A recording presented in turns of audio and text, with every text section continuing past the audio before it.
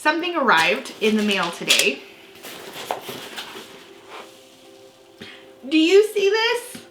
This is a box full of seeds. My husband thinks I'm crazy and insane, which he should. I'm just saying, honey, you should.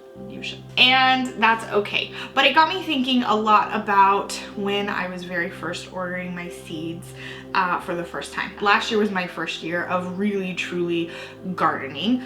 We went from no garden to over 6,000 square feet of garden. So it was a big year for us, and I learned a lot about what kind of seeds to buy and not to buy, and I just learned a lot in my first year. When you jump in such a big and drastic way from 0 to 1,000 like I did, it forces you to learn a lot really fast. But there were things that I wish I had known and understood when I was very first placing my first seed orders, that had I known would have helped me choose better.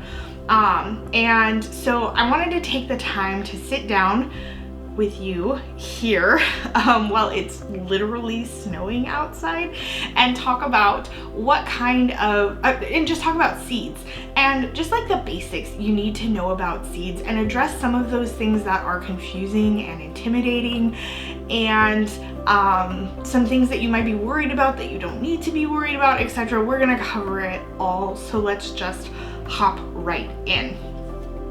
The first thing that I think most people think when they buy seeds is, I do not want to buy genetically modified seeds.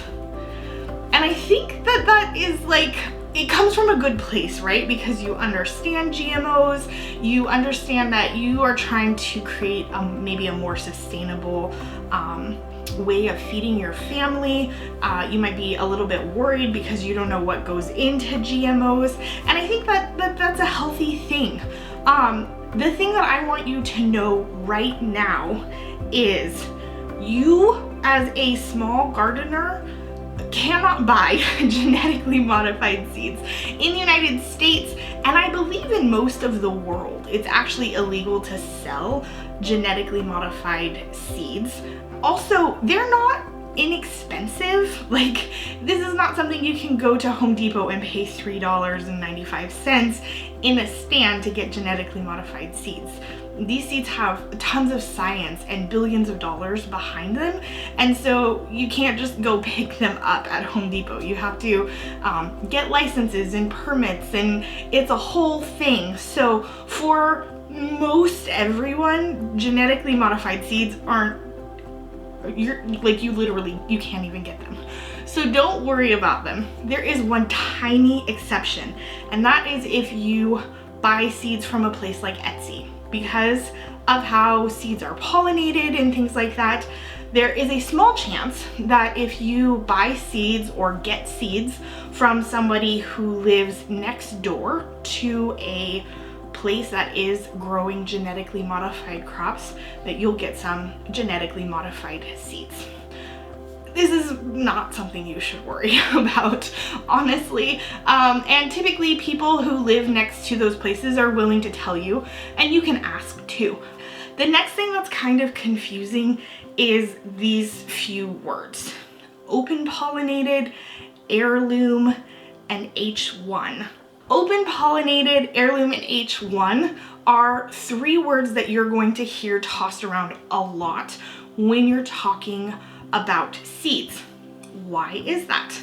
Well, there's kind of three varieties of seeds, and it goes along with genetically modified seeds. These are the type of seeds, and these words help you know what you can expect when you're buying your seeds. So an open pollinated seed is a seed that can be pollinated by the insects and bugs, and as long as it's not crossed with another plant of a different variety nearby, it will reproduce the same plant and seed that it is. So for example, if you have a red cherry tomato and it's pollinated with another red cherry tomato, that's going to produce a red cherry tomato every single time, because That's all it's been pollinated with. It's open pollinated and it's been stabilized. Heirlooms are kind of heritage breeds of open pollinated seeds. So heirlooms have been around for generations and generations and generations, whereas it's pretty, well, I wouldn't say simple. It's not simple. Don't mistake it. It's not simple, but you can stabilize breeds of seeds pretty quickly in several years, maybe 10 years or so, and get an open pollinated plant that will continue to pollinate and produce the same seed as the mother plant. And then the last one is a hybrid, an H1 hybrid. This isn't to be confused with genetically modified because it's a different process. So genetically modified plants, those are going to be plants that I mean, they could be crossed with animals or different species of, like you could have a tree cross-pollinated in there for whatever reason, not cross-pollinated, but genetically modified in. A hybrid seed is just when you take two plants that have characteristics that you like and you make them connect. And this happens all the time. If I have a red cherry tomato plant next to a yellow cherry tomato plant, those two will most likely cross-pollinate, and I might get a strange red-yellow cherry tomato plant if I planted the seeds from those tomatoes. Typically, hybrids are built for production, for disease resistance, things like that. That's why you would get a hybrid plant. Heirlooms are often hailed as the most tasteful because you pass down the most tasteful plants, right? So there's different reasons to buy both of them. Because I didn't understand hybrids and heirlooms and all of that, last year my garden was made up of like 98% heirloom plants, and what that meant was I got to taste a lot of really good fruits and vegetables right from my own garden. This year, now that I understand a little bit more about hybrids and heirlooms, I'm still growing a ton of heirloom plants, probably 90% heirloom plants, and I've added in a few hybrid plants, specifically tomatoes, so that I get more of a harvest right when I want the harvest to happen, and so I can process those tomatoes a little bit quicker. But not all of my tomatoes are going to be hybrids, and feel free to do your own research about finding different good varieties that work for you. The next thing you need to know is organic versus non-organic seeds. The really important thing you should know about organic is you have to be certified to get an organic label, okay? We practice some organic things here in our garden, but we're not certified organic, okay? We can't get the label on it that says we're a certified organic farm. That doesn't mean that we've used pesticides or anything on any of our food. It just means that we haven't paid somebody tens of thousands of dollars to get a certification. The same concept happens with seeds.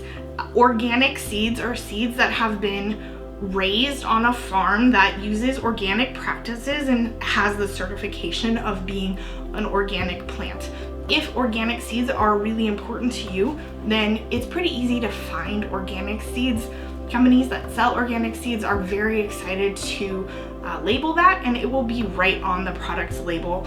This is organic. That's something that you pay a lot of money for and you can find fairly easily. You might have to spend a little bit more on organic seeds, but I don't know that I would say you have to only buy organic seeds. You can buy a non-organic seed and raise that plant up organically, and you probably won't have any issues that you really need to worry about. But again, you can choose to raise the plants in an organic manner, and how those seeds got to you is probably not something that you need to worry about a lot.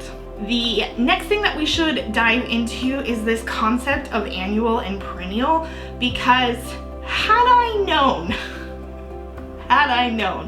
about annual and perennial the way that I know it now, I would have made some seriously different choices.